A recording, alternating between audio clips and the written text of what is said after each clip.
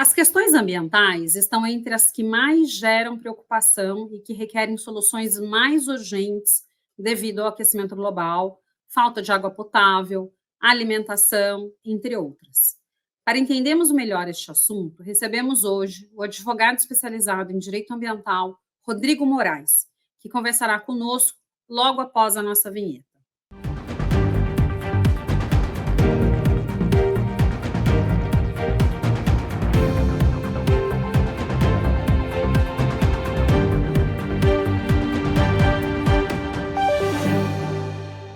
No programa de hoje, vou conversar com o advogado especializado em direito ambiental, Rodrigo Moraes, do Azevedo Moraes Advogados Associados.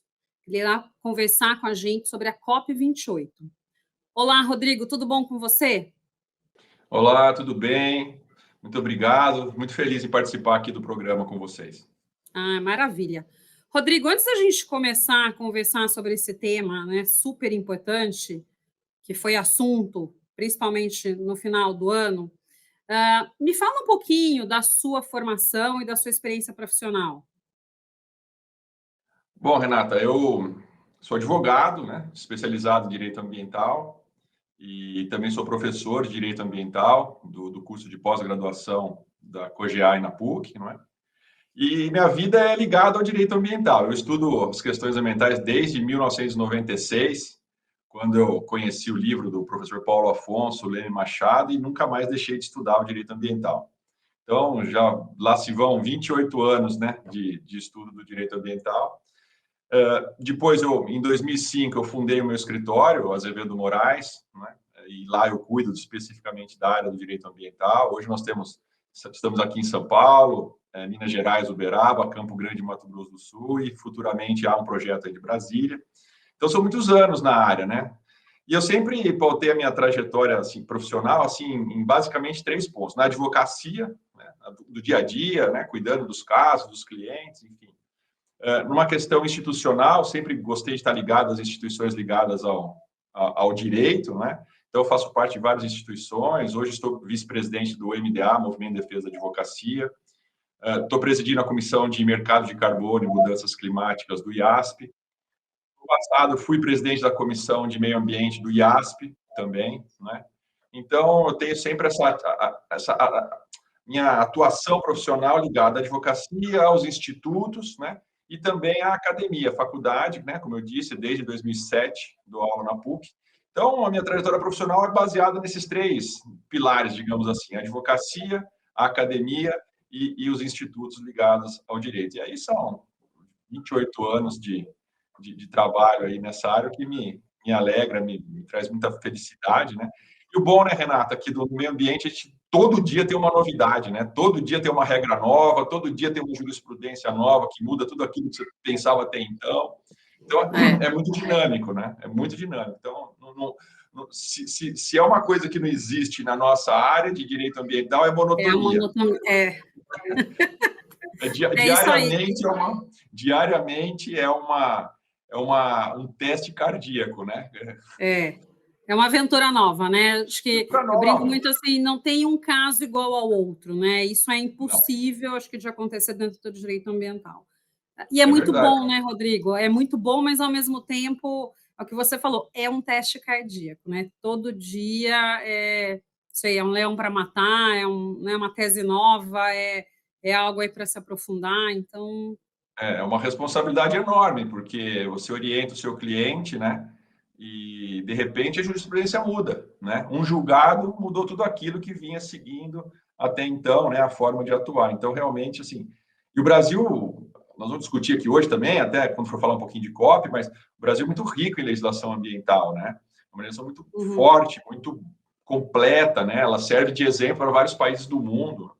E estudos mostram, Renata, que nós temos, assim, aproximadamente 70 mil normas ambientais no ordenamento jurídico brasileiro. Então, é muita coisa, né? E mais que isso, tem um complicador. Nós temos normas em nível federal, nível estadual e nível municipal, não é? Pelo sistema de legislação e competências que o Brasil tem, que a Constituição nos dá. E mais que isso, aí dentro de cada nível desse, né, tem os institutos, os órgãos, os organismos que também podem legislar. Por exemplo, CONAMA em nível federal, CETESB aqui em São Paulo em nível estadual, né? Organismos municipais, enfim. Então, assim, realmente é uma responsabilidade enorme. Nós temos que ficar o dia todo e, quando não, às noites também, tentando não só se aprimorar, mas se atualizar, né? E realmente é uma responsabilidade enorme. Mas é uma alegria, é bom demais, é uma matéria linda, é uma coisa apaixonante, né? Ah, maravilha. E, Rodrigo, já que você mencionou, né, e até para a gente colocar todo mundo na mesma página, para que todo mundo possa entender a partir de agora a nossa conversa, o que é a COP, né? Vamos começar. O que é? Qual que é a finalidade da COP, que é essa reunião aí que acontece todos os anos, no finalzinho do ano? Bom, nós tivemos nessa última COP juntos, né, Renata? Foi muito interessante, participamos de um painel maravilhoso, fantástico, né? Sobre a Amazônia, lá no consórcio interestadual da Amazônia, um espaço belíssimo. Depois nós vamos falar um pouquinho sobre isso também, com certeza, hoje aqui, né? Mas, enfim, a COP, ela é a Conferência das Partes, e a tradução para a sigla em inglês, né? Significa Conferência das Partes. Na verdade, ela é uma grande reunião, uma grande conferência mundial, que acontece uma vez por ano e ela é organizada pela ONU, né? E ela reúne muitos representantes, né, de governos do mundo todo, diplomatas, enfim, sociedade civil, entidades privadas, cientistas, estudantes, observadores. Então, uma série de pessoas que, uma vez por ano, né, capitaneados pela ONU, se reúnem em um determinado local do mundo para discutir principalmente, para se debater principalmente as questões climáticas. Então, a COP tem o objetivo principal de buscar soluções, enfim, colocar na mesa as questões, principalmente com relação às questões climáticas, né? Enfim, a crise climática, sobretudo aquela que se diz criada pelo homem e que tem se agravado principalmente após a Revolução Industrial. Uhum. E, Rodrigo, o Brasil, né, ao longo aí da história das COPs, porque a gente teve ano passado, né, a de número 28, esse ano a gente vai para 29 e 30, né, já está anunciado que vai ser no Brasil, mas eu queria escutar de você, o Brasil ele tem algum protagonismo na COP ou ele é meramente ali um espectador passivo, né? Você até mencionou da importância do papel do Brasil na criação, né, das normas aí de direito ambiental. Agora, esse protagonismo ele fica só em termos da criação de legislação ou ele também avança para conferências, convenções internacionais como essa da COP? Renata, essa é uma pergunta muito interessante, porque traz alguma reflexão nossa, né? O Brasil, para aqueles que não sabem, ou que não têm muita familiaridade com esse tipo de discussão, de questões internacionais, o Brasil, historicamente, tem um papel importante da sua diplomacia. Bom, basta a gente lembrar de Rui Barbosa, né? Nós somos da área do direito, né? Rui Barbosa é um exemplo para todos nós, né? Rui Barbosa era chamado de a Águia de Haia, né? Por que isso? Porque ele participou da segunda Conferência Internacional da Paz, lá na Holanda, na cidade de Haia, né? Em 1907, quando ele defendeu o princípio da igualdade das nações, criticou o colonialismo. Enfim, o Brasil, desde sempre, no aspecto internacional, tem uma participação importante. Também podemos lembrar do Oswaldo Aranha, na Assembleia Geral da ONU, em 1947, quando ele presidiu a sessão da Assembleia Geral da ONU, que aprovou a famosa Resolução 181, que é conhecido como o Plano de Partilha da Palestina, não é? E que estabeleceu a criação, lá em 1947, do Estado de Israel, e a gente vê hoje aí essa situação triste desse conflito que atualmente estamos vendo. Então, o Brasil sempre teve, no plano internacional, um papel importante, de destaque. E com relação especificamente ao meio ambiente, não é diferente. Então, respondendo a sua pergunta, fiz essa pequena introdução para mostrar que não é de agora que o Brasil tem um papel importante em nível internacional, representando o país e sempre trazendo questões e debatendo questões globais, não é? Então, não é de agora. Com relação ao meio ambiente, nas COPs, em todas elas, né, estão aí tivemos agora, no final do ano de 2023, a edição de número 28, né, o Brasil sempre teve papel importante nas COPs, nas discussões, nas proposições, nas discussões de metas, do que fazer, né? Assim, Uma COP um pouco mais, outra um pouco menos, um protagonismo um pouco maior, um pouco menor, a depender do governo, a depender dos interesses, das discussões feitas, mas sempre, invariavelmente, o Brasil teve participação importante. Por exemplo, na COP26, o Brasil assumiu vários compromissos importantes com relação ao desmatamento, diminuição ou eliminação do desmatamento da Amazônia. Na COP27, a anterior, né, em 2022, no Egito, a participação da iniciativa privada foi muito forte, né, demonstrou muito interesse assim, e engajamento com relação às metas de redução de emissão de gás de efeito estufa, programas e projetos de sustentabilidade, muito além daqueles apresentados por outros países. Já nessa última COP, que nós tivemos o prazer de participar, e intensamente, né, Renata, participando de vários fóruns lá e discussões, encontrando muita gente boa e interessante. Na COP28, agora em Dubai, o Brasil liderou, por exemplo, nós vamos tratar disso também um pouquinho mais para frente, com certeza, liderou as discussões sobre financiamento climático. Então, o Brasil, ele, fora a questão do mercado de carbono, então o Brasil sempre tem demonstrado uma política ou uma influência internacional muito forte. Agora, Renata, é bem verdade que nós enfrentamos também muitos desafios, né? Desafios significativos, né? Em relação ao meio ambiente, especificamente no Brasil, nós temos esse grande desafio, que é o desmatamento ilegal da Amazônia, né? A mudança do uso do solo, né? Então, quer dizer, isso são questões muito significativas e relevantes. E, vez ou outra, tem algum tipo de discussão também, por exemplo, um pouquinho antes da COP, quando nós chegamos lá, né, em Dubai, eu pude perceber um certo desconforto a palavra acho que é essa, um desconforto, quando o Brasil anuncia que iria entrar e fazer parte da OPEP, né? Então, assim, de um lado, dizendo da transformação, da substituição dos combustíveis fósseis, e, por outro lado, dizendo que ia entrar na OPEP. Então, a gente tem alguns desafios bastante significativos. Mas o resumo, Renata, é que realmente o Brasil tem um papel de destaque e um protagonismo internacional. Uhum. Não, maravilha. E, Rodrigo, você já mencionou a questão aí dos financiamentos, né? Mas me fala assim, quais foram os principais pontos discutidos e qual que é o impacto aí para o Brasil em relação aos temas discutidos? Olha, muita coisa foi dita na COP, né? Muita coisa foi falada, muitas discussões, mas Renata, eu selecionaria ou destacaria agora, aqui na nossa conversa, 3 pontos que realmente, ao meu ver, são bastante significativos, são bastante relevantes, né? Por vários motivos nós vamos chegar lá. O primeiro deles que eu destacaria, Renata, perdão, é a transição energética, né? Então, ficou assim muito estabelecido a necessidade de uma profunda redução das emissões de gás de efeito estufa. Ficou discutido e debatido e muito claro entre todos os países que lá, quase 200 países participando da COP, e um dado interessante, né? A COP realizada em Dubai, né? Nos Emirados Árabes, que historicamente é produtor de petróleo, então assim é muito significativo que essa COP tenha sido realizada nessa região, né?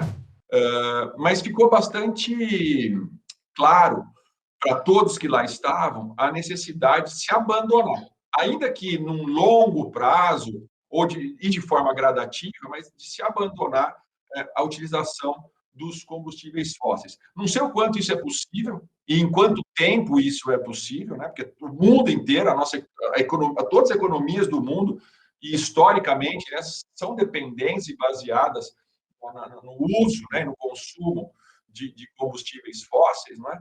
Mas o importante que a gente tira disso é que existe essa ideia, existe essa concepção da necessidade de redução das emissões dos gases de efeito estufa e, portanto, um abandono ou uma diminuição drástica do uso de combustíveis fósseis. E na COP28 se estabeleceu, se reafirmou aquele compromisso de se chegar ao zero, ao net zero, em 2050. Então, esse primeiro ponto da transição energética, eu acho que merece um destaque. Resumindo, por quê? Porque foi uma ideia geral de que há necessidade de se fazer algo com relação a isso, que há necessidade de ter uma transição energética. Uhum. E, Rodrigo, eu sei que você vai comentar outros 2 pontos, mas só te interrompendo, porque é uma questão assim, muito interessante, né?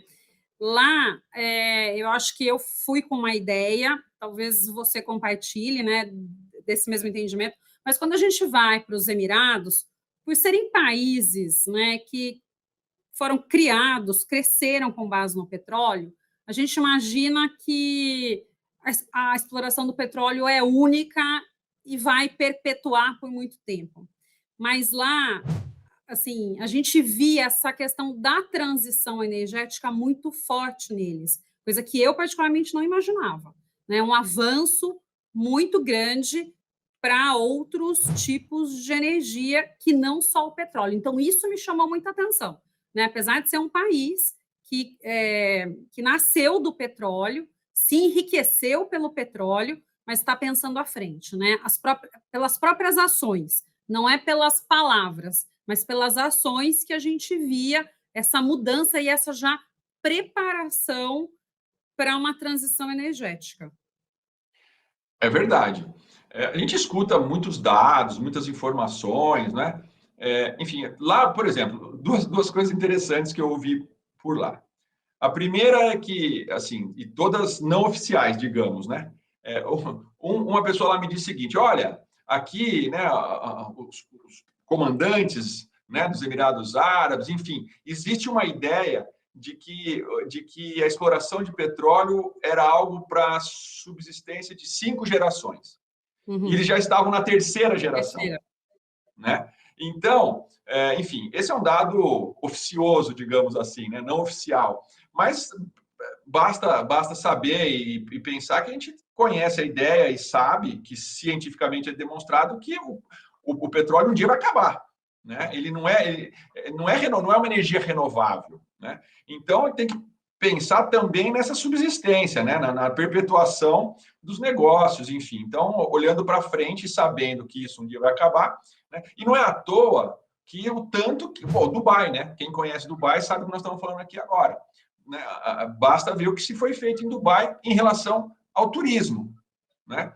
Então, realmente tem essa preocupação, acho que principalmente sabendo que o petróleo é uma fonte esgotável. Né? Esgotável. Agora, limitada, né, digamos. Agora, com relação às questões ambientais, sim, também vi muita coisa lá interessante. Né?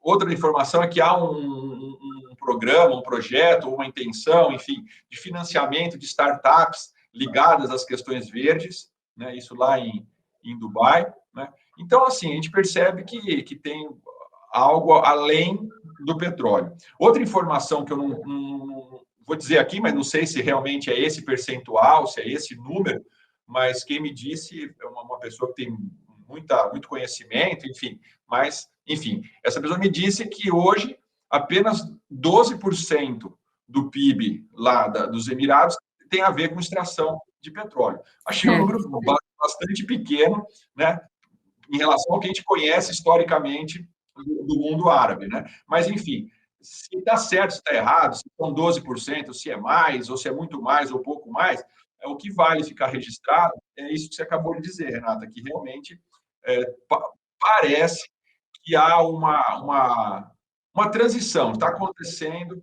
uma transição numa região que, como você disse, é reconhecidamente, né, historicamente ligada aos combustíveis fósseis. Não, é perfeito, é isso mesmo que eu ia complementar, né? Acho que o que você escutou, eu também cheguei a escutar, que na verdade é muito pouco o que tem para se extrair ainda de petróleo em Dubai, e como eles tinham essa previsão das gerações, realmente eles fizeram essa transição, né, de modelo de negócio, partindo agora para a questão do turismo, né? Então é uma economia talvez hoje muito mais baseada no turismo, nos negócios, talvez até prestação de serviço, do que talvez no petróleo a partir de agora, né? Então, acho que é bem essa mesma informação. Bom, e junto, né, respondendo a sua pergunta, eu destacaria, então, né, a transição energética, Outro ponto que eu destacaria, Renata, é a questão do financiamento climático, como já foi dito, né? Durante a COP foram feitos vários compromissos, né? Foram tomados vários compromissos e dizem que algo em torno de 3 bilhões de dólares ou 3 bilhões e meio de dólares para, por exemplo, só para repor o Fundo Verde do Clima. Então, realmente, assim, é muito dinheiro e é um assunto que foi muito destacado, a questão do financiamento climático. Agora, também ouvi dizer, Renata, que esses 3 bilhões assim, é muito dinheiro, mas para as questões ambientais emergenciais pode ser pouco. E eu não duvido disso, né? Porque realmente a questão é global. Mas se é muito ou se é pouco, o fato é que recursos foram compromissados. E é o primeiro passo para começar, né, para se resolver muitos dos problemas. E eu destacaria também, Renata, a questão que foi dito muito lá, né, a proteção das florestas. Então, assim, óbvio que o Brasil tem um papel primordial em função da floresta amazônica, nós vamos falar disso também um pouquinho mais para frente, né? Mas era uma conversa que nós encontrávamos por lá, nos 4 cantos da COP, que não era pequena, né, Renato? Lugar enorme, gigantesco, passava o dia todo andando para um lado e para o outro, né? Vários eventos simultâneos, a gente tinha que escolher qual que você tinha mais interesse em participar, em assistir, Tinha que em ter um conhecer. preparo físico, né, Rodrigo? Enorme, enorme. Nos primeiros dias, todo mundo, as mulheres de salto alto, os homens de sapato, e do segundo dia em diante, todos de tênis, né? Porque realmente era uma coisa incrível, enorme, enorme, de se perder lá dentro e ter que pedir informação para os seguranças, né? Enfim, olhar no mapa. Então, realmente foi uma coisa bem diferente, bem grande. Mas em todos esses espaços, a gente ouvia falar principalmente desses 3 tópicos aqui que eu levantei aqui com a sua pergunta: transição energética, financiamento climático e a proteção das florestas. Uhum. Não, maravilha. E, Rodrigo, Renata, você me... desculpa interromper, mas só para completar, né, a sua pergunta, quais as implicações disso, né, para o Brasil, né? Então, assim, sobre esses 3 pontos especificamente, com relação à transição energética, por exemplo, o Brasil se comprometeu a triplicar sua capacidade de energias renováveis até 2030, o que é bastante curioso, porque a energia gerada no Brasil ela é limpa, ela é renovável, em quase sua totalidade, né? Assim, 50%, perdão, 50% da energia produzida vem de fontes renováveis. E desses 50, quase a totalidade vem de hidrelétricas, por exemplo. Nós temos lá 10% de eólica, temos 2 e ponto alguma coisa de solar, se esses números não me enganam, né? Mas a grande, esmagadora maioria é energia proveniente das hidrelétricas. Enfim, o Brasil é um grande produtor de energias renováveis e se compromete a triplicar a sua capacidade, né, com relação às energias renováveis. Com relação ao desmatamento, o governo brasileiro foi lá e demonstrou uma série de números, dizendo que já reduziu em 40% o desmatamento da Amazônia, né? E com relação à liderança climática, o impacto é que o Brasil tentou aumentar ainda mais o seu protagonismo com relação ao, como a gente acabou de dizer, em relação aos financiamentos, né? Então, acho que esses pontos são importantes para serem destacados. Então, a COP28 teve um impacto positivo e significativo para o Brasil, não só pelos compromissos assumidos, mas também pela oportunidade, né, de continuar à frente ou, digamos, liderando aí questões sobre o clima. Uhum. Não, maravilha. E assim, você já mencionou, né, a respeito do olhar específico aí para a preservação da Amazônia, né? Tanto que lá na COP tinha o Hub da Amazônia, que particularmente me surpreendeu, as discussões que foram trazidas, os temas abordados, né? Toda a estrutura de fato que foi montada até para se discutir essa problemática. Mas eu queria escutar de você o que te chamou a atenção em relação, né, ao que foi discutido nessa última COP em relação à preservação da Amazônia. Renata, só se falava de Amazônia, né? Só se falava de COP30, que vai ser em Belém do Pará em 2025, portanto, ano que vem. praticamente não se falava da COP 29, desse ano, 2024, que vai ser em Baku, no Azerbaijão. Aliás, só foi anunciado nos últimos dias da COP em Dubai. Então, assim, desde o primeiro instante que eu cheguei lá, eu só ouvia falar de Amazônia e COP30 em 2025 aqui no Brasil, né? Então, assim, só se fala de Amazônia. O que também é muito bom, né? Mas causa um pouco de preocupação, pelo menos a mim. A Amazônia é absolutamente algo importante, não só para o Brasil, como para o mundo como um todo. Basta a gente saber que a Amazônia é a maior floresta tropical do mundo, tem 6,9 milhões de quilômetros quadrados, ela pega 9 países aqui da América do Sul, né? 60% da Amazônia está dentro do território brasileiro, isso representa quase metade do território brasileiro, ou seja, 49% aproximadamente do território brasileiro tem o bioma amazônico. Dentro desse bioma são 775 municípios, né?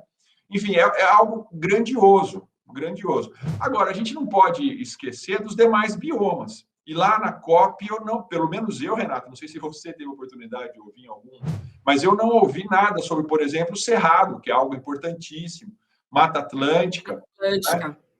Pantanal, Caatinga, Pampas, né? Enfim, só se fala de Amazônia. É muito importante, eu acho que é bom que continue assim, mas também é importante, nós fazemos parte desse movimento, ou dessa área, ou dessas discussões, que a gente sempre lembre também da importância dos outros biomas. Agora, de fato, para o mundo lá fora, o que aparece é a Amazônia, né? Então, aparece como algo gigantesco, que de fato é, algo muito importante, né? E também aparece pelos problemas que a Amazônia carrega consigo. Você fez você falou aí do espaço da Amazônia lá na COP, o pavilhão, né, interestadual da Amazônia, consórcio interestadual da Amazônia, realmente um lugar belíssimo, foi coordenado, né, pelos estados brasileiros que estão na Amazônia Legal e capitaneados pelo governo estadual do Pará, né?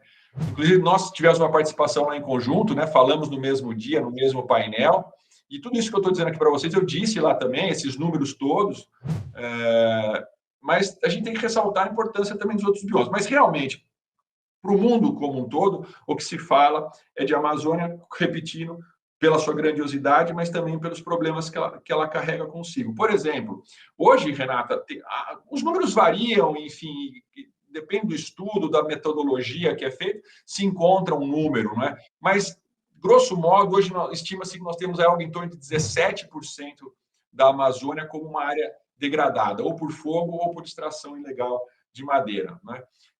Outros estudos mostram que dessa área degradada, Renata, 90% dela acaba sendo destinada à pecuária. Talvez por isso que lá fora a pecuária, aqui dentro também, acaba tendo uma imagem negativa. Né? Porque se olha para o ilegal, né? E às vezes esquece de comentar aquilo que é bem feito.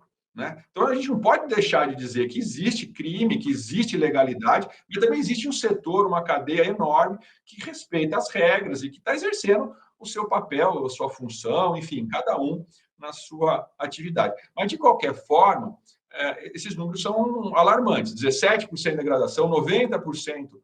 Aqui, ó, veja bem, que fique claro, nós estamos falando dentro do quadro das ilegalidades, daquilo que é ilegal, aquilo que tem que ser combatido, aquilo que está fora da lei, não aquelas atividades que a lei permite. Não é? E um dado que não é bom, né, nos entristece, mas a gente tem que olhar o copo meio cheio, esse dado que eu apresentei, inclusive, lá na COP, a gente tem que olhar as oportunidades que esses dados nos dão. Por exemplo, hoje, aproximadamente 50% das emissões de gases de efeito estufa são provenientes do desmatamento ilegal da Amazônia.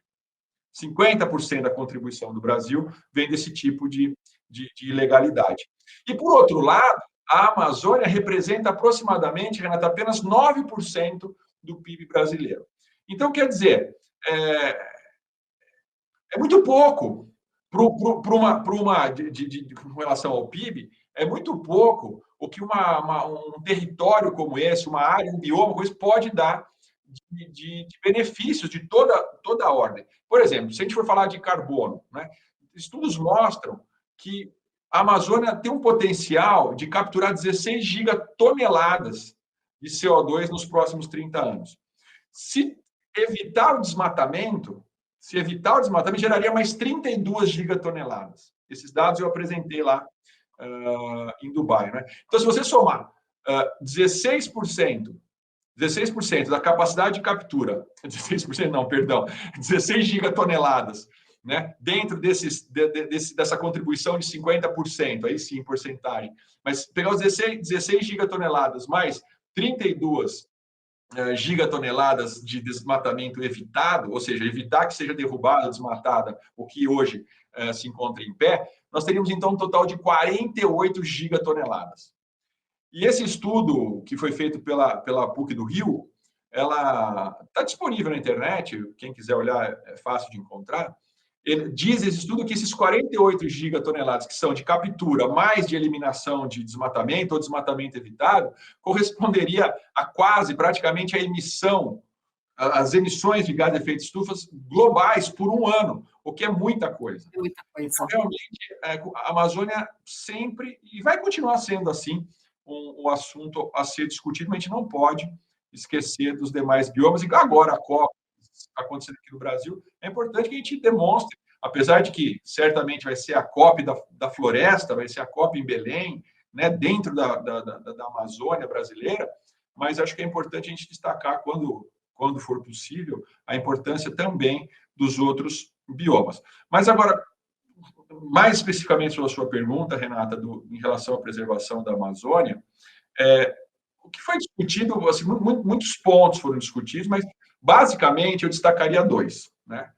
Em primeiro lugar, como já foi dito aqui entre nós, a redução do desmatamento. Esse é o ponto primordial, combater a ilegalidade, combater o crime, combater a extração ilegal, combater o garimpo, enfim, combater todo aquele tipo de ação ilegal que realmente é inadmissível que aconteça. É fácil? Não, não é fácil.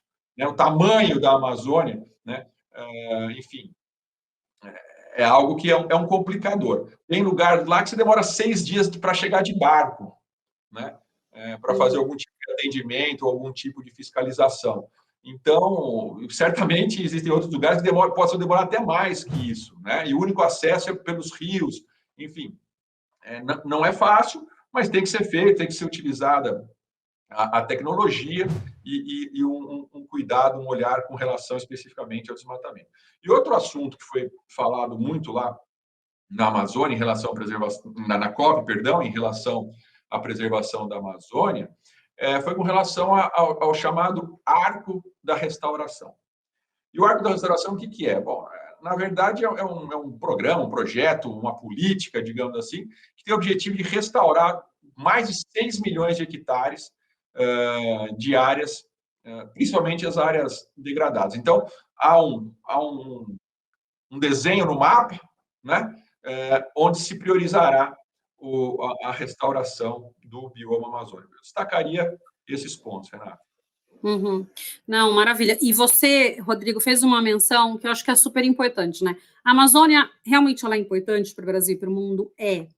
Mas a atenção que se dá a esse bioma talvez é muito maior até do que o bioma em si representa, porque todos os demais são esquecidos, né?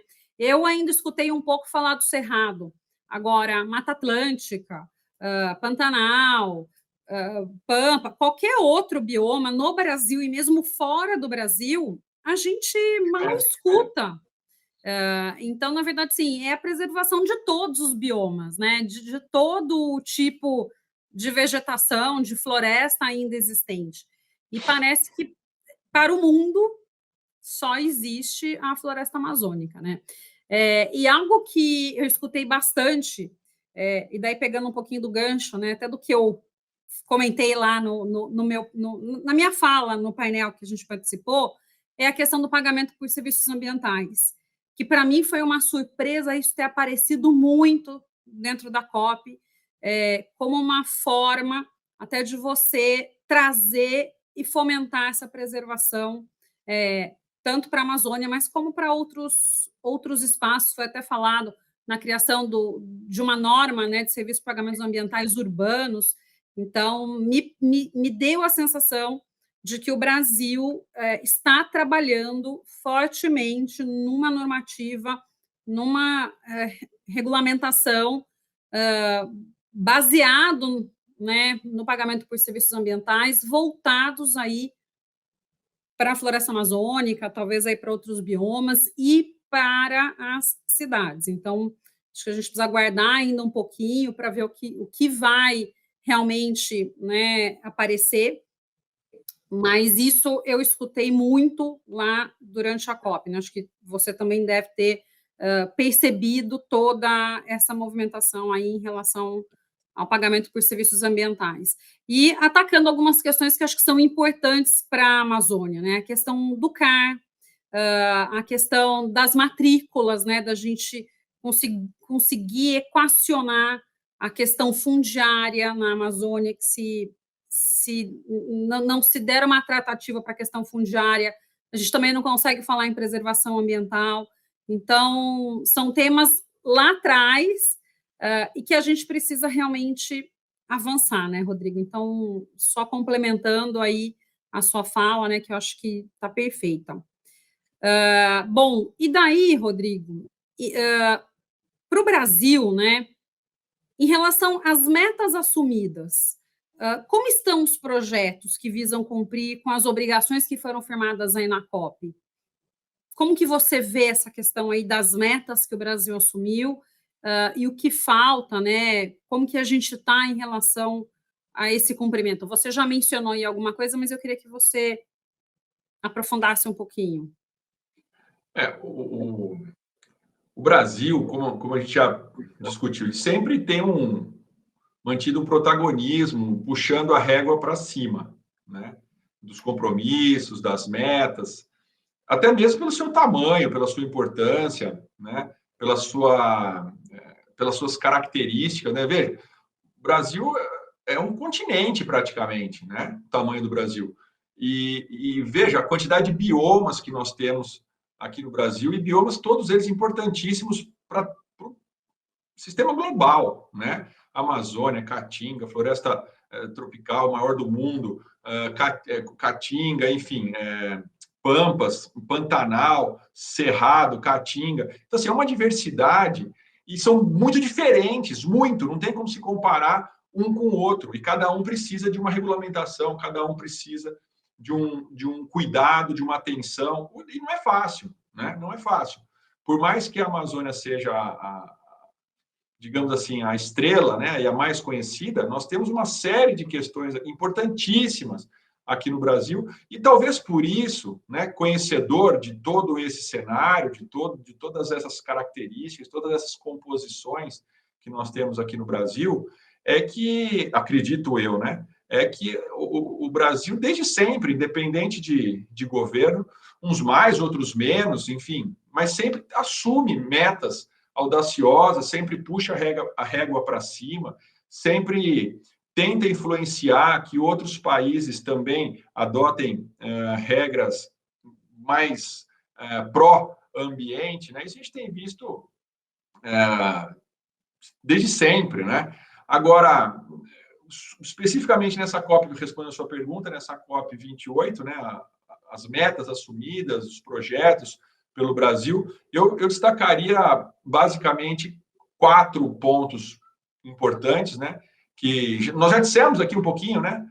Atrás, mas a primeira delas que eu destacaria seria a redução das emissões de gás de efeito estufa. Esse é o primeiro ponto, né? Como a gente disse agora há pouco, 50% das nossas emissões tem a ver com o desmatamento ilegal da Amazônia, depois tem mais o resto é uma contribuição da indústria, enfim, basicamente da transporte, né, principalmente com relação aos transportes, né, mas o ponto principal é a redução dos gases de efeito estufa.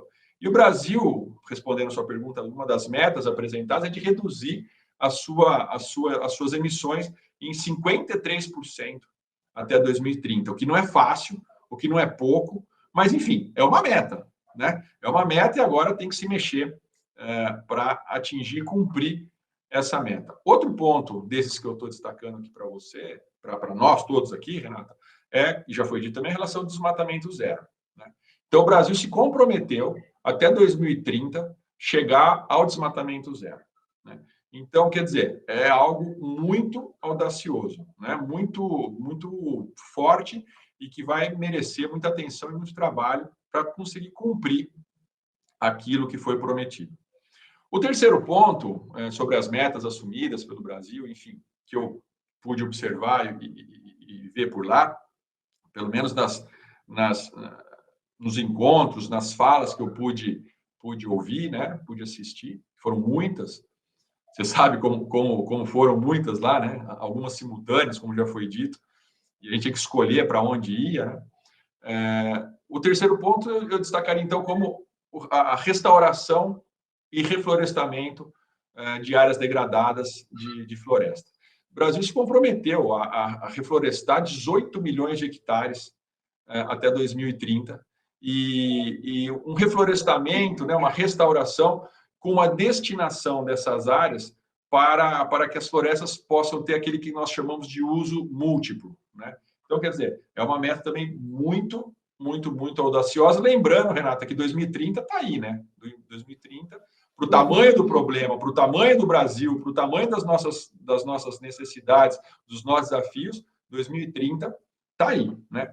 Eu destacaria também, como já foi dito, com relação às energias renováveis, né, que o Brasil se comprometeu a triplicar a sua capacidade até 2030, lembrando que nós já temos a matriz energética mais limpa do mundo. E isso é interessante se destacar, foi bom dizer também, Renato, que outra coisa que eu ouvi por lá, né, as pessoas dizendo o seguinte: olha, é engraçado, o Brasil está chegando aqui na COP numa situação que muitos ou praticamente todos os outros países que participam têm vontade de chegar com relação à produção de energias renováveis, né? Então, e é verdade, se parar para pensar, é verdade. Como já foi dito aqui, nós temos aí 50% de toda a matriz energética brasileira de fontes renováveis, né? Que país do mundo tem esse percentual? Eu desconheço, né? Então, assim, muitos querendo entrar na eólica, na solar, hidrelétricas, né? Enfim, outros tipos de energias renováveis, né? Enquanto que o Brasil já há muitos anos, né? Há muitos anos mesmo, já tem o desenvolvimento e aplicação e o uso de energias renováveis, né? E fora o campo enorme agora ainda de crescimento, né? Se considerar o potencial para energias eólicas, para energia solar, enfim, e outras energias também, de outras fontes, né? Então, realmente, o Brasil chega na COP numa posição que muitos outros países pretendem, não sei se chegar nesse percentual, mas atingir alguma coisa, nessa ideia de, como a gente começou a conversar aqui hoje, nessa ideia da transição energética, né? Então, assim, e para isso, para esses compromissos assumidos, né, o Brasil ele tem alguns projetos. Por exemplo, o Arco de Restauração da Amazônia, desculpa, e é um projeto brasileiro cujo o BNDES pretende financiar restauração florestal, já destacou algo em torno de R$1 bilhão, então é um dos projetos que visam cumprir as metas assumidas. E outra coisa que merece destaque, também nesse sentido de como se cumprir aquilo que foi acordado na COP, é o mercado de carbono, o mercado regulado, né, no Brasil, que teve agora recentemente o PL 442 aprovado, que cria, né, regulamenta e institui o mercado conhecido, né, mercado brasileiro de carbono. Então, acho que com isso o Brasil demonstrou e demonstra na COP que tem metas, tem compromissos e os projetos em andamento. Agora, precisamos saber se vão conseguir cumprir no tempo prometido, da forma prometida, mas, enfim, é importante que isso exista, né? Que seja feito, né? Que seja dado o primeiro passo, o pontapé inicial, e aí as coisas vão se caminhando, vão se aprimorando e se acertando. Que saia do papel, né, Rodrigo? Eu fiquei muito com a sensação de não só escutar, nos diversos painéis, mas também naqueles dizeres, né, ao longo da COP, enquanto a gente caminhava, tinham vários painéis, alguns dizeres, que o momento, né, da reflexão já foi, que agora é o tempo da ação. E para mim ficou muito clara essa mensagem na maioria dos painéis, que realmente precisa se colocar em prática tudo o que tem sido discutido, né? Porque a gente sabe, o papel aceita tudo, né, as discussões, eu acho que há muito se discute bastante coisa, e agora realmente é caminhar para colocar essas ações em práticas. Para, não sei, talvez aí um pouco mais de frustração, eu imaginava que os países já teriam algo um pouco mais desenhado, mais traçado. E eu descobri que não, né? Ninguém tem essa receita, ninguém sabe como fazer, só se sabe que precisa fazer. Então, eu acho que agora é esse momento de todo mundo voltar para casa e começar realmente a colocar em prática. E você até mencionou a questão né, do projeto de lei sobre o mercado de carbono, e queria te perguntar, né, o que a gente pode esperar né, desses impactos em relação a esses acordos, a esses compromissos que foram assumidos pelo Brasil na COP? O que a gente pode ter reflexo na nossa legislação ambiental brasileira e nas políticas relacionadas ao meio ambiente? Então, o que a gente pode esperar aí de novas obrigações, de novas normas? O que você imagina que vem pela frente, Rodrigo? Renata, essa pergunta é muito boa e a sua colocação inicial é perfeita, né? Lá na COP, a gente pôde perceber, e acho que você também teve essa sensação, essa percepção, de que, em alguns momentos, algumas pessoas falavam de algo... O tema é apaixonante, o tema é importante, o tema é bonito, né? Mas, sobretudo, é importante. E, assim, algumas falas, assim, às vezes, um pouco distanciadas da realidade, ou melhor, da possibilidade de execução. Então, também não adianta você pretender uma mudança global do dia para a noite, né? Todos esses problemas ambientais são de séculos, né? São de muitos e muitos anos. O agravamento da questão climática, diz a história e os estudos científicos, que tem um ponto de partida, digamos assim, né? Em relação à mudança, por exemplo, da temperatura do planeta Terra, né? Que até determinado momento era uma mudança muito pouco significativa, e de um determinado momento para frente, uma mudança enorme, mais rápida, né? Mais agressiva. E esse ponto, diz a história, dizem os estudos, que é a partir da Revolução Industrial, que com certeza é muito provável que seja verdade, porque foi quando os meios de produção e de consumo foram absolutamente alterados, né? Modificados. Então, são questões muito importantes, mas também tem que ter um pouco de pé no chão, né? Porque a gente sabe o que tem que fazer, né? Tem que ter uma transição energética, tem que ter uma diminuição da dependência dos combustíveis fósseis, mas como fazer isso, né? Do dia para a noite? Não dá, né? Então, às vezes, lá, a gente escutava alguns discursos do tipo salve o mundo, salve o planeta. É isso mesmo, é importante. Mas isso vai acontecer de forma gradual, e para isso que as COPs também têm o seu papel importante. Todo ano fazer um balanço, né, do que foi feito, do que não foi feito, vamos rever a meta, vamos assumir mais meta, vamos melhorar, o que tem que melhorar. Enfim, então, assim, a COP tem esse papel importante para essa reflexão, né? Eu li várias coisas agora, nessas últimas semanas, pessoas que estiveram lá conosco, pessoas que escreveram, alguns textos mais animados, né, retratando tudo aquilo que aconteceu. Um texto especificamente dizendo que houve uma frustração por parte da autora, que participou das negociações para a assinatura dos termos finais, e a experiência dela dizendo, olha, o problema é que é muito difícil chegar num consenso, né? São quase 200, né? 195, 197 partes, né?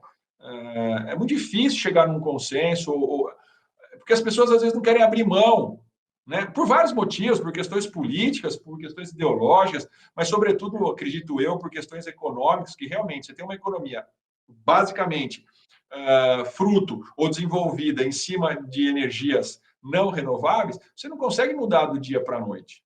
Né? Então, eles têm um pouco de reticência, relutam um pouquinho em assumir esses compromissos ou realmente andar na velocidade necessária dos compromissos já assumidos. Mas a gente tem que olhar sempre o lado positivo da coisa. O fato é que, diferente de todas as outras COPs, a palavra transição energética foi a mais dita, a mais aceita, foi um mantra, digamos assim, em que, ou mais ou menos, os participantes entenderam que é algo muito necessário. Né? Então, é importante ter isso em mente e tem que ser algo, penso eu, gradual, mas com um ponto de chegada. Né? algo importante que deve ser obtido.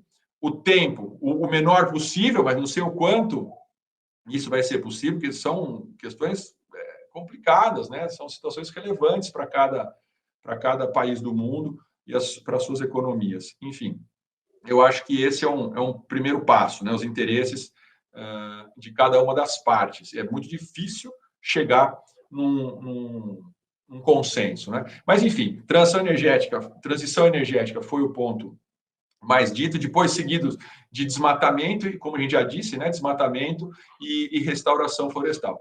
E com relação ao Brasil, respondendo a sua pergunta, esses 3 tópicos, transição energética, desmatamento e restauração florestal, pode, com certeza, impactar de que forma na legislação brasileira? Impactar no seguinte sentido, olha, se já tem uma legislação que trata desse assunto, ou se há necessidade de criar alguma legislação mais específica sobre esse assunto, ou seja, tendo lei ou não tendo lei, né, sobre algum determinado ponto específico, né, o impacto disso é que esses assuntos, essas metas assumidas e tudo que foi discutido na COP, com certeza leva à mudança ou da legislação, né, ou de políticas públicas. Então, assim, por exemplo, em relação à transição energética, pode que seja incentivada novas regras de incentivo de energias renováveis, que é o que eu tenho dito, tenho escrito, tenho debatido, né?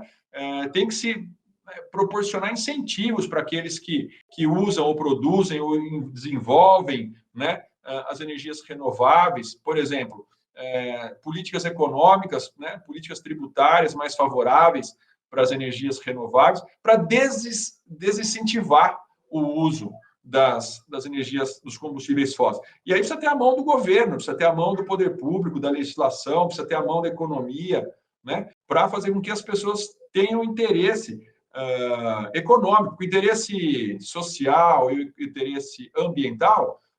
Eu quero acreditar que todo mundo tem, né? Todo mundo tem. É difícil falar, não estou nem aí para o meio ambiente, não estou nem aí. Enfim, acredito eu que não seja isso, mas muitas das situações acabam tendo uma dificuldade de desenvolvimento, como nós gostaríamos, ou como é necessário, por questões econômicas, né? Por questões econômicas. Então, precisa ter a mão do Estado financiando, incentivando esse tipo de coisa, por exemplo, na transição energética. Com relação ao desmatamento e restauração florestal, a mesma coisa, Renata. Essas metas, esses compromissos assumidos, tudo aquilo que foi dito, pode resultar em novas políticas, né, públicas, eventualmente mais rigorosas ainda, né, pode resultar em nova legislação, muito embora eu tenha comigo que a legislação brasileira ela é bastante completa, né, ela é bastante ampla, né, e realmente o que precisa é ter mais efetividade, mais controle, mais fiscalização, a palavra é mais efetividade, né? Mas é isso, eu acredito que o que pode impactar resultar em novas políticas públicas ou novas políticas relacionadas à legislação. Você fez uma menção... Sem falar do mercado de carbono, né? Que também agora foi no final da COP, foi muito dito, e após a COP é um exemplo claro disso, né? Foi votado e foi aprovado pelo Parlamento brasileiro.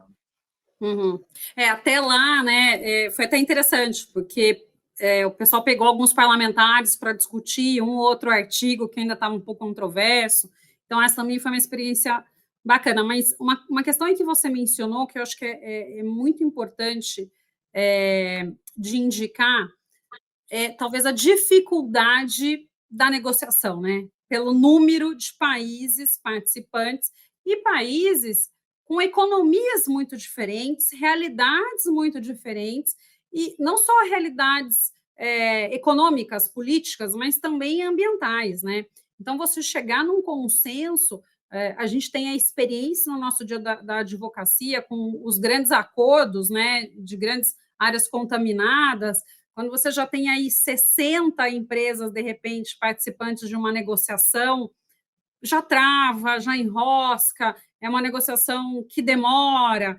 Então, quando a gente reflete isso num âmbito muito maior, que é o âmbito da COP, a dificuldade, acho que talvez a frustração, né, até na fala desse relato que você trouxe, eu acho que é bem isso, porque não é aquilo que a gente gostaria, né? É aquilo que naquele momento é possível de se chegar numa formatação de um documento final. Longe, muitas vezes, do que a gente entende como ideal ou do que realmente seria o ideal para o meio ambiente. E a questão talvez não seja muito em normas, né? Porque normas, como você disse, e eu também acredito nisso, a gente tem muitas normas ambientais. O que talvez falta é a implementação de fato dessas normas. Daí passa por fiscalização, passa por política, passa por um monte de questões, né, Rodrigo? Que muitas vezes, talvez até a gente não tenha o conhecimento do todo, do porquê que isso não acontece de fato, né? Então, é uma dificuldade, talvez, de se colocar em prática o que já existe para se atingir as metas necessárias, que são metas audaciosas, não dá para falar que não são. E que, se cada país realmente fizer a sua parte, a gente vai chegar numa melhora aí, né, num atendimento aí das metas que realmente são necessárias, né? Então, só pegando aí um gancho aí da sua fala. É isso, a dificuldade de chegar num consenso. E é assim que funciona a política, né? E especificamente a política internacional, né? Cada uma das partes tem o seu interesse, tem as suas necessidades, tem as suas vontades, né? Então, assim, a dificuldade é enorme, Algumas pessoas que participaram das negociações oficiais, né, disseram que em um dado momento ninguém queria ceder, né? No finalzinho, né, da escrita do documento final, né, os países não queriam ceder e tinham discussões, Renata, sobre o termo utilizado. Por exemplo, as pessoas falavam que tem que constar inconsistências materiais no relatório. E alguns países não aceitavam, não se sentiam confortáveis, né, em constar no relatório essa frase, inconsistências materiais, e aí se discute, passaram noites discutindo, então muito difícil chegar num consenso. Aquilo que eu falo para os meus alunos, e sempre eu digo, é como se fosse assim, nós pensássemos em várias pessoas, vários corpos. É muito difícil uma camisa servir exatamente para todos. Para um vai ser maior, para o outro vai ser menor, para um não vai nem entrar, para o outro vai entrar, vai ficar apertado, o outro vai entrar, vai ficar largo. Então, assim, é um exemplo ilustrativo apenas. Até falo isso em sala de aula para falar do Brasil, que às vezes a legislação brasileira é muito complexa nesse sentido. Como que eu vou comparar a Amazônia com o Pampa, com o Cerrado, com a Caatinga, com o Pantanal? Cada estado, cada cidade do Brasil tem uma necessidade. Você pega um estado como Minas Gerais ou como São Paulo, por exemplo, é um tipo de município, um tipo de propriedade que é completamente diferente das propriedades no norte do país, no Nordeste. Então, assim, a mesma coisa acontece aqui no Brasil com relação a esses encontros internacionais, a mesma coisa. É muito difícil chegar num consenso ou chegar numa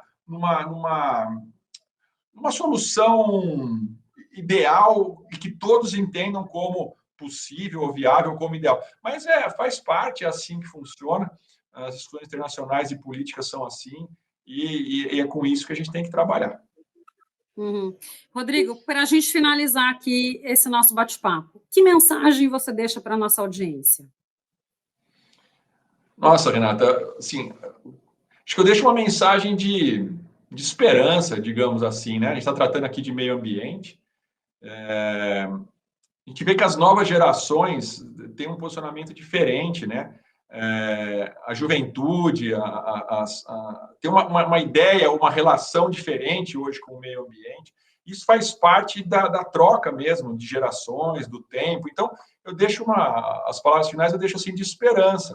Né? Você vê, num passado não muito distante, na minha infância, por exemplo, eu lembro que nas eleições, por exemplo, você andava pela rua e a farra, digamos assim, era sair com o carro jogando panfleto pela rua, era chegar na noite anterior na frente dos locais de votação e jogar um monte de panfleto dos candidatos. Hoje, a lei não permite, é proibido, mas, assim, eticamente e moralmente, ninguém mais faz isso. Né? Parece uma bobagem, mas é um reflexo da mudança de pensamento, de postura das pessoas. Na própria OAB, eu lembro, quando eu era criança, ia junto com a minha mãe, que ela ia votar lá na OAB em Campinas, minha mãe era inscrita na OAB de Campinas, e a votação era dentro do fórum, do antigo Fórum Central, ali no centro da cidade. Eu lembro também um monte de papel espalhado dos candidatos. Não tem mais isso. Né? É muito raro você ver, às vezes você encontra uma pessoa ou outra fazendo uma coisa dessa, mas é raro, por exemplo, você ver uma pessoa jogar um papel, uma criança, por exemplo, jogar um papel pela janela do carro, na rua. Né? Se o pai faz isso, toma uma bronca da criança. Então, eu deixo assim uma mensagem de esperança de um futuro melhor. A gente até pode um dia marcar, se for do interesse de vocês, para a gente falar, por exemplo, de litigância climática. Né? Então, eu já escrevi sobre isso, tenho falado sobre isso fora do Brasil também, tenho dado aula em algumas universidades fora do Brasil sobre esse tema, e basicamente a litigância climática ela é proporcionada ou instigada pelos jovens. Né? Algumas legislações ainda não estão preparadas para receber isso, né? Porque a legislação brasileira tem que sofrer alguma mudança para isso, mas você vê, jovens, né, tutelando o meio ambiente, entrando com ações com relação às questões climáticas. Por exemplo, lá em Portugal, né, aquelas crianças que moveram processo contra todos os países da União Europeia e foi julgado agora, ainda está em fase de redação desse julgado, dizendo que os países da Europa deixaram de cuidar do meio ambiente para as gerações presentes e futuras, e foi processo movido, representado por um profissional, mas por 5 ou 7 crianças, agora não lembro exatamente, hoje com 16 anos, mas na época eles um tinha 9 anos, o outro 12 anos. Então, assim, eu acho que a mensagem que eu deixo é as coisas caminham lentamente, são gerações por gerações, mas é uma mensagem de esperança, o que me conforta imaginar que nossos filhos vão viver num país, num mundo melhor do que aquele que nós encontramos. É isso. E eu quero agradecer, né, a possibilidade de participar aqui com vocês. Não, eu que agradeço, Rodrigo. E o convite aí já está feito para uma próxima conversa, a gente falar de litigâncias climáticas, tá bom? Maravilha. Rodrigo, muito obrigada. Agradeço sua participação no nosso programa de hoje. Eu que agradeço, Renata. Foi muito, muito boa a nossa conversa. O lado bom é que a gente viu isso ao vivo, né? Nós participamos lá da COP e pudemos ter toda essa percepção, não só de leitura, mas de presença física. Então, foi muito boa a nossa conversa aqui, excelente. Muito obrigado pela oportunidade e pelo convite. Maravilha. Bom, no programa de hoje, eu conversei com o advogado especializado em direito ambiental, Rodrigo Moraes. Muito obrigada a você que nos prestigiou até aqui. Deixe seu like, se inscreva em nosso canal e compartilhe. Nos vemos na próxima semana.